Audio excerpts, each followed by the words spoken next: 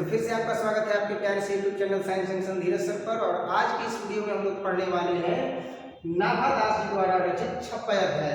नाभा दास जी द्वारा रचित 6वें अध्याय का जितना भी ऑब्जेक्टिव प्रश्न उत्तर है सारा का सारा हम लोग इस एक वीडियो में शुरू करने वाले हैं बच्चों।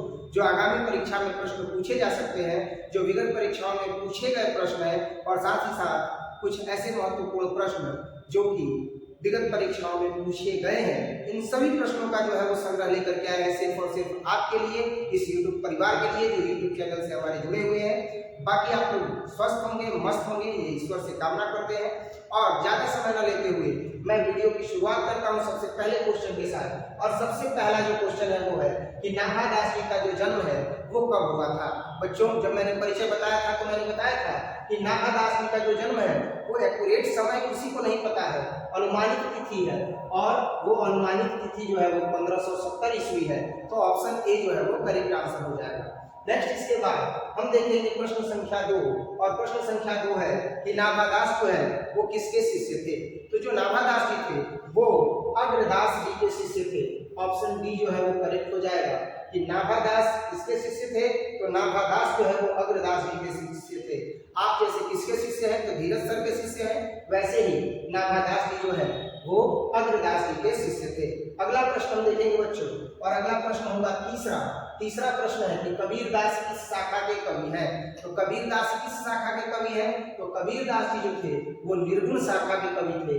ऑप्शन सी जो है वो करेक्ट आंसर होगा कि कबीरदास जी निर्गुण शाखा के कवि थे। अगला जो प्रश्न है वो हम देखेंगे 4 नंबर। और 4 नंबर प्रश्न है आपके सामने कि नाभा दास जी कि समाज के विद्वान है, यानी किस समाज के विद्वान है। ये थोड़ा सा बेतुका प्रश्न है, ऐसा प्रश्न नहीं पूछना चाहिए। ये कास्टिज्म बेस पर क्यों पूछा जाता है कि दलित वर्ग के थे, कि आदिवासी वर्ग थे, कि वैश्य वर्ग के थे, या संथाल वर्ग के थे। ये फालतू क्वेश्चन है। बिहार बोर्ड को मेरा मानना ये है कि ऐसा प्रश्न हटा देना चाहिए। सभी ईश्वर ने जो बनाया है मनुष्य को, सभी मनुष्यों को जो बनाया है वो एक समान है, उनमें कोई भेदभाव नहीं। ये जाति आधारित जो यहाँ पर चल रहा है प्रश्न, इस प्रश्न को बिहार बोर्ड से रिक्वेस्ट है कि हटा दें। क्योंकि हम अगर पढ़ा रहे हैं तो हमारा कोई भी जो है वो धर्म नहीं है, कोई भी जाति नहीं है, हम शिक्षक हैं, खुद यही जो है वो श्रेष्ठ पद है। विद्यार्थी जो पढ़ रहे हैं वो भी एक समान है, क्लास में कोई भेदभाव नहीं होता है, सब एक समान है। तो रिक्वेस्ट है बिहार बोर्ड से कि ऐसे प्रश्नों को हटा दे। अगर ये वीडियो ज़्यादा दूर तक अगर पहुँचे तो अच्छी बात है। बाकी नाभा दास जी की समाज के विद्वान थे, यानी नाभा दास जी किस समाज के जो है वो विद्वान थे भाई। तो नाभा दास जी जो है वो दलित वर्ग के जो है वो विद्वान थे। अब नेक्स्ट जो है वो हम देखेंगे 5 नंबर क्वेश्चन। और 5 नंबर क्वेश्चन है कि नाभा दास जी कैसे संत थे। तो जो नाभा दास जी थे वो विरक्त जीवन जीते हुए अपना संत जीवन जो है वो बिता रहे थे। अर्थात ऑप्शन ए जो है वो क्या हो जाएगा, करेक्ट आंसर हो जाएगा। नेक्स्ट जो है वो हम देखेंगे 6 नंबर क्वेश्चन बच्चों। और 6 नंबर क्वेश्चन है कि भक्तमाल किस प्रकार की रचना है। भक्तमाल जो है वो किस प्रकार की रचना है ये बताना है। तो जो भक्तमाल है वो रचना किस प्रकार की है, क्या वो भक्त चरित्रों की माला है, क्या वो जीवनी है, क्या वो नाटक है, क्या वो संस्मरण है। तो 6 नंबर का जो आंसर होगा वो होगा ऑप्शन ए, भक्त चरित्रों की जो है वो माला है। यानी भक्तमाल किस प्रकार की रचना है, तो भक्त चरित्रों की माला है। अगला जो है वो प्रश्न हम देखेंगे बच्चों, और वो है 7 नंबर कि भक्तमाल किसकी रचना है। तो जो भक्तमाल रचना है वो किसकी है, नाभा दास जी की रचना है।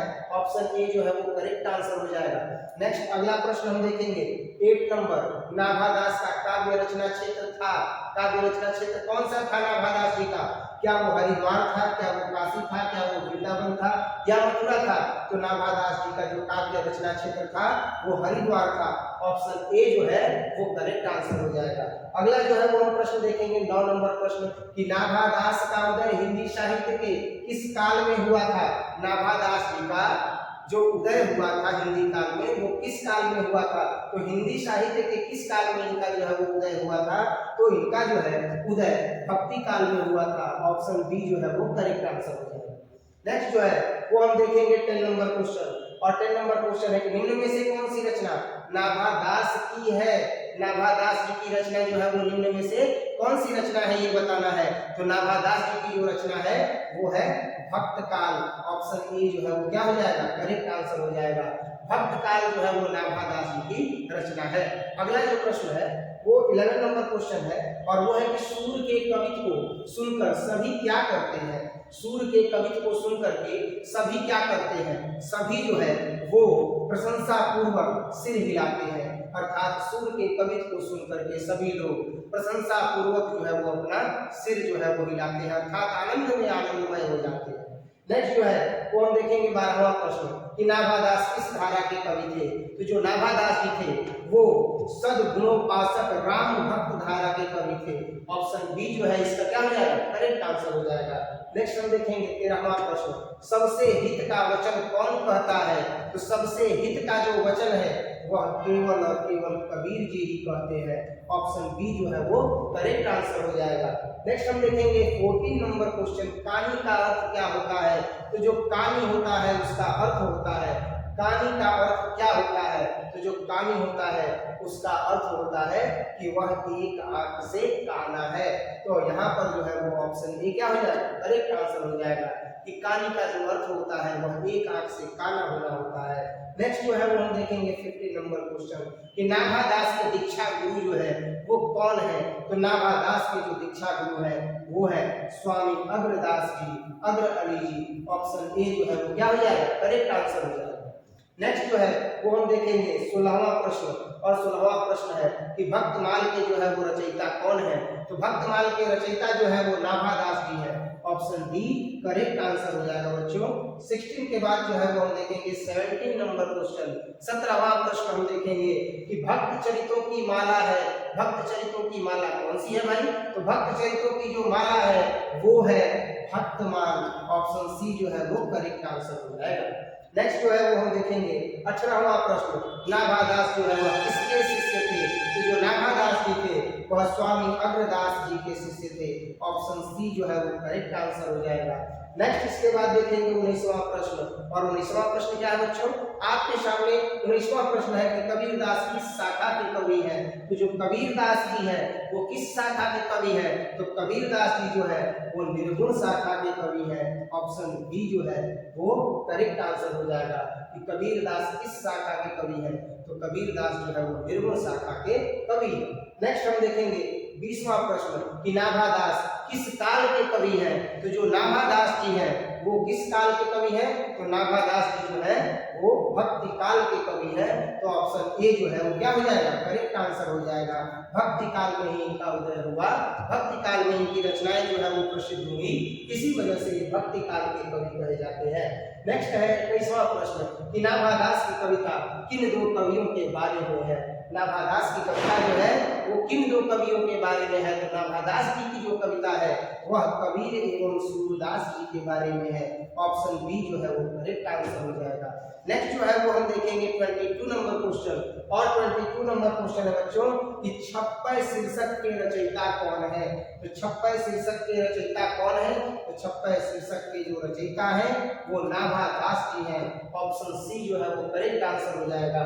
नेक्स्ट हम देखेंगे 23 नंबर क्वेश्चन, नाभादास की कौन सी रचना है। ऑप्शन दिया गया है और इसमें से बताना है कि नाभादास की कौन सी रचना है। क्या कड़वट है, क्या कविता है, क्या उषा है या छप्पय है। तो इसका ऑप्शन जो है वो क्या हो जाएगा, डी हो जाएगा।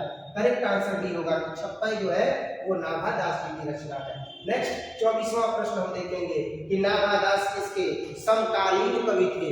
तो नाभादास जी जो थे वह तुलसीदास जी के समकालीन कवि थे। ऑप्शन सी जो है वो करेक्ट आंसर हो जाएगा। अगला प्रश्न देखेंगे 25वां कि किसकी जो कविता है सुन करके कवि नाभादास जी जो थे वो सिर झुका लेते थे। किसकी कविता सुनते थे तो वो सिर झुका लेते थे, अर्थात हतप्रभ होकर के और अपना सम्मान जो है वो प्रकट करते थे। तो वो थे सूरदास। सूरदास जी की रचनाओं को सुन करके कवि नाभादास जी जो थे वो सर झुका लेते थे सम्मान में। तो आंसर जो है वो ऑप्शन ए होगा। नेक्स्ट है कि कौन सी रचना नाभादास की है। नाभादास की कौन सी रचना है। तो नाभादास जी की जो रचना है वो है भक्त काल। तो यहाँ पर जो है वो ऑप्शन बी क्या हो जाएगा, करेक्ट हो जाएगा कि कौन सी रचना नाभादास जी की है। तो नाभादास जी की रचना भक्त काल है। ऑप्शन बी करेक्ट आंसर हो जाएगा। 27 नंबर क्वेश्चन देखेंगे, नाभादास का स्थायी निवास कहाँ पर था। तो जो नाभादास जी थे उनका स्थायी निवास जो था वो वृंदावन में था। ऑप्शन ए जो है वो करेक्ट आंसर हो जाएगा।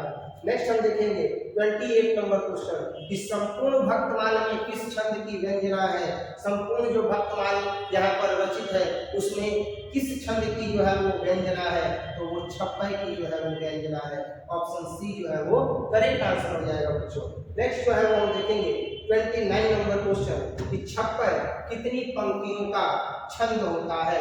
जो छप्पय होता है वह कितनी पंक्तियों का छंद होता है, तो छप्पय जो होता है वह 6 पंक्तियों का जो है वो 6 पंक्तियों का जो है वो छंद होता है। ऑप्शन सी करेक्ट आंसर हो जाएगा।